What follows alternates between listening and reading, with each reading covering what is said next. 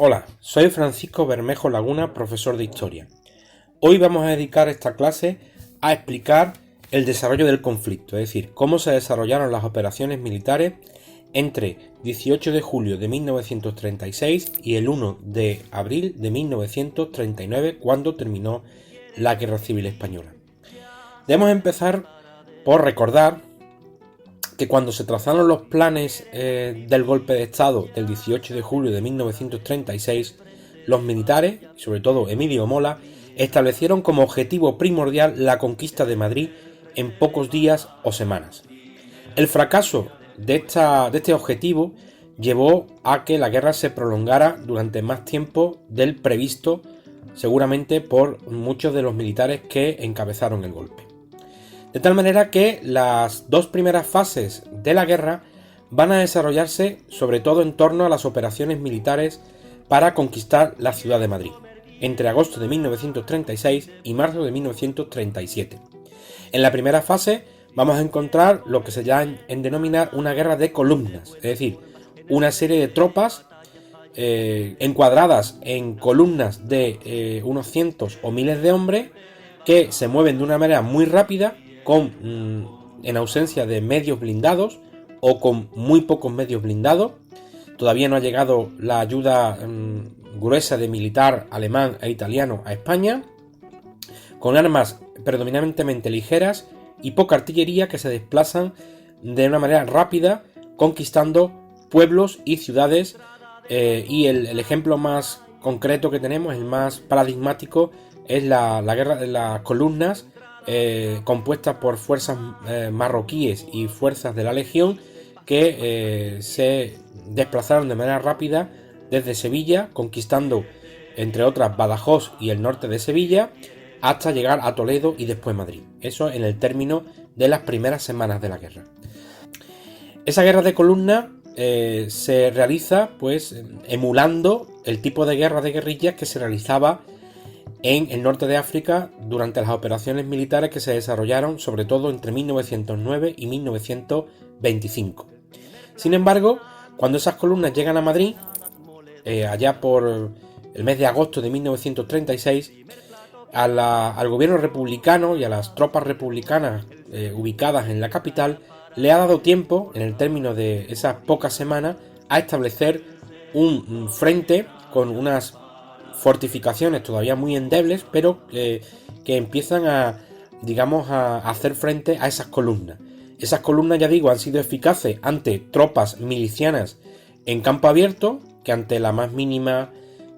ataque por parte de estas tropas aguerridas del norte de África, pues se han dispersado y se han visto en la necesidad de huir, porque no están preparados para afrontar la guerra contra esas tropas. Sin embargo, las columnas, cuando llegan a una ciudad, a una gran ciudad como Madrid,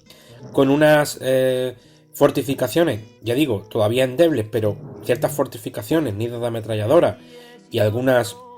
posiciones fortificadas de cierto calibre,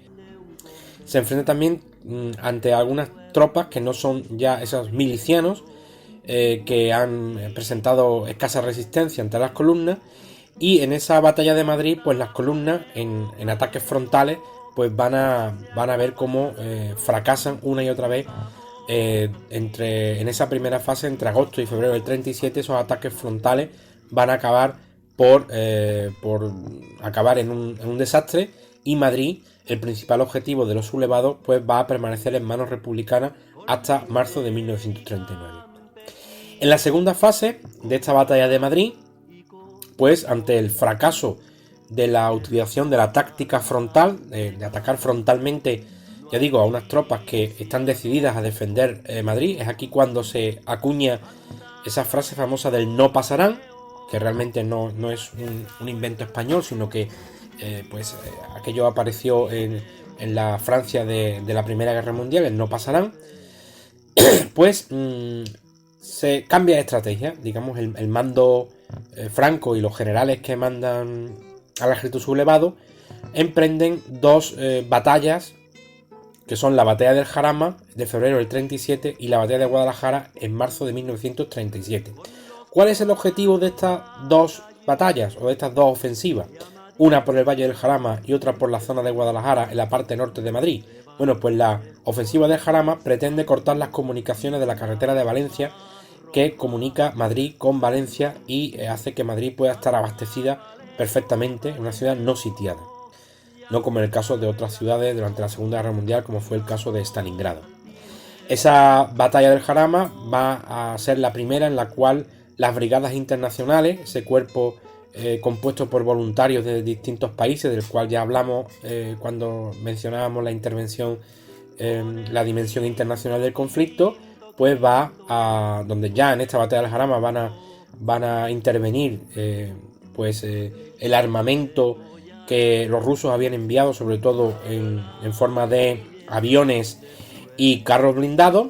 Tras el fracaso de la batalla del Jarama, porque las tropas sublevadas no logran los objetivos establecidos y por tanto no cortan la carretera de Valencia, en marzo de 1937, después de la exitosa operación que las fuerzas italianas combinadas con las fuerzas rebeldes logran con esa operación conquistar en febrero del 37 la ciudad de Málaga, pues la ofensiva de Guadalajara va a ser la ocasión que esperaban los italianos para, con su intervención, lograr una victoria contundente, importante, y de esa manera pues darle prestigio al fascismo italiano. En esa ofensiva, sin embargo, que pretendía cortar las comunicaciones, en este caso por el norte, por la zona norte de Madrid, también va a ser un absoluto fracaso, y las tropas italianas, por circunstancias climatológicas, sobre todo porque el terreno se va a embarrar y va a impedir que las fuerzas motorizadas italianas avancen con la celeridad que estaba previsto. La aviación republicana además va a bombardear de una manera continua esas fuerzas que están acumuladas en las carreteras. Total, que la batalla de Guadalajara va a ser un absoluto fracaso y va a hacer que el frente de Madrid pues prácticamente permanezca estancado, salvo por el caso de la ofensiva de Brunete, que se va a producir más adelante, estancado prácticamente durante el resto de la guerra. Ante el fracaso, ante la incapacidad de las tropas sublevadas por conquistar Madrid, Franco y los generales de este bando pues van a optar por un plan B, podríamos decir, ¿no? Si os fijáis en el mapa de la situación de la guerra en marzo de 1937, vemos cómo la República se hallaba dividida en dos zonas claramente diferenciadas. Por una parte estaba la zona centro y este de España, y por otra parte teníamos toda la zona norte, que estaba aislada de la zona republicana, que era la zona de País Vasco, lo que es actualmente Cantabria y Asturias, que estaban aisladas. Entonces Franco y sus generales pues entienden que para poder terminar la guerra, o la manera más fácil, digamos, o la zona más vulnerable de cara a continuar la guerra y acabar con ella, es conquistar toda la zona norte. Esa conquista se va a establecer en tres fases. La primera fase, que va a tener lugar entre abril de 1937 y junio de 1937, pues es la conquista del País Vasco. El gobierno vasco, para intentar evitar la invasión de las tropas franquistas, estableció el llamado cinturón de hierro alrededor de Bilbao, para un cinturón de fortificaciones, nidos de ametralladoras, con gran cantidad de hormigón armado, poco en la línea de lo que se estaba construyendo en Francia, que era la línea Maginot, que se construyó pues después de la Primera Guerra Mundial. Sin embargo, pues la gran concentración, sobre todo de fuerzas de bombardeo, de aviación y artillería, pues acabó por romper ese cinturón de hierro de Bilbao, y en el verano de 1937 el País Vasco es conquistado por las fuerzas rebeldes. En esta campaña es necesario destacar uno de los episodios más dramáticos de la guerra civil, como fue el bombardeo de Guernica, que se produjo en abril de 1937, y Picasso pues hizo un cuadro muy famoso precisamente inspirado en ese espectáculo tan horrible como fue el bombardeo, uno de los primeros bombardeos que se hizo sobre población civil y que después se llevarían a cabo con gran frecuencia en la Segunda Guerra Mundial, tanto por los aliados como por los alemanes. Vamos a la segunda fase que se comienza en julio de 1937 y acaba en agosto de 1937, en la cual los sublevados se disponen a acometer la segunda fase, digamos, de la conquista del norte, atacando Santander. La República, para intentar evitar o retrasar esa conquista, pues van a realizar una ofensiva, probablemente la primera gran ofensiva de la República, que fue la ofensiva de Brunete, en la que también pretendían hacer un embolsamiento de las tropas que estaban en ese sector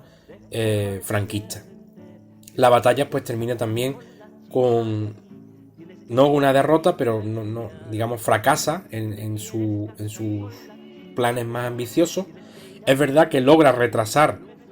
durante algunas semanas la conquista de Santander, pero al final Santander cae en agosto de 1937. Tercera fase. La tercera fase pues ocurre algo parecido a la anterior. La República, ante la inminencia de que todo el norte caiga en manos de los rebeldes y la conquista de Asturias, pues intenta hacer una operación disuasoria, una operación, digamos, que dilate en el tiempo la guerra, que es la ofensiva de Belchite. Los republicanos van a tomar la ciudad de Belchite y entre agosto y septiembre de 1937 pues se va a producir ahí una batalla de las más importantes de la guerra, en la que los republicanos van a sacrificar fuerzas bastante importantes para, digamos, evitar que Asturias cayera en manos de las tropas franquistas. Tras la batalla de Belchite, digamos, todas estas batallas, tanto la de Brunete como la de Belchite, la idea era que las tropas rebeldes detrajeran recursos del norte, como efectivamente ocurrió, tanto en hombres, armas como aviación y artillería, para que los utilizaran en Brunete y en Belchite, y de esa manera retrasar, ya digo, la conquista de esa zona. Al fin y al cabo, esas operaciones dilatorias no cumplieron el objetivo, que era de retrasar la victoria de las tropas franquistas, pero al final, pues en octubre de 1937, todo el norte republicano queda bajo dominación de las tropas franquistas, de las tropas rebeldes. En 1937, a finales de 1937, los republicanos van a realizar una de las operaciones, junto con la operación del Ebro, que veremos más adelante, una de las operaciones más ambiciosas que se habían llevado a cabo en toda la guerra, ¿no? Que era la toma de Teruel. De hecho, la toma de Teruel es muy importante porque por primera vez en toda la guerra el bando republicano fue capaz de tomar una capital de provincia. Ante esta, digamos, operación tan importante, pues las tropas de Franco, en lugar de dejar que las tropas republicanas se quedaran en Teruel y aprovechar ese momento para lanzar una ofensiva hacia Cataluña y hacia Barcelona, pues Franco se enzarza en una guerra de desgaste para tomar la ciudad a cualquier precio. Aquí la mayoría de los historiadores coinciden en una teoría que establece que Franco pues no solo vio la guerra como un conflicto militar al uso, sino que vio la oportunidad de eliminar al contendiente, de eliminar y humillar a los posibles republicanos que quedaran después de la guerra. Y digamos, arrasando, acabando con cualquiera núcleo de resistencia republicano, como el caso de la ofensiva de Teruel, humillándolo y derrotando al ejército republicano allá donde diera cualquier golpe, era una manera de desmoralizarlo. Pero efectivamente esto lo que produjo fue un aumento en la cantidad de tiempo durante el cual se prolongó la guerra. Que es verdad también que esto favorecía de alguna manera a Franco, porque cuanto más tiempo pasaba, su figura se iba, tras victoria,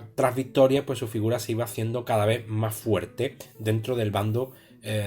franquista o del bando sublevado, de cara a mantener el poder después de la guerra. Esa batalla termina con la victoria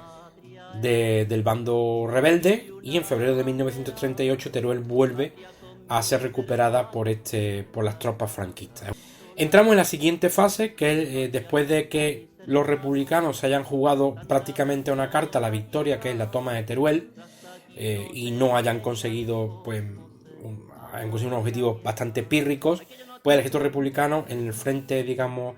catalán, en el frente aragonés, está bastante debilitado, y eso es aprovechado por el ejército de Franco para lanzar una ofensiva en la que prácticamente no se van a encontrar ningún tipo de oposición entre marzo de 1938 y abril de 1938, que termina finalmente en abril del 38 con la ocupación de Vinaroz en Valencia, que hace que la República de nuevo quede dividida en dos zonas incomunicadas o prácticamente incomunicadas, que es la zona de Cataluña y la zona, digamos, de lo que es el centro, Andalucía oriental y el Levante. Esa ofensiva continúa con la ofensiva sobre Valencia, que tiene lugar en la primavera, entre abril del 38 y el verano, principio del verano de junio de 1938, que queda frenada finalmente en Sagunto. En estas, la República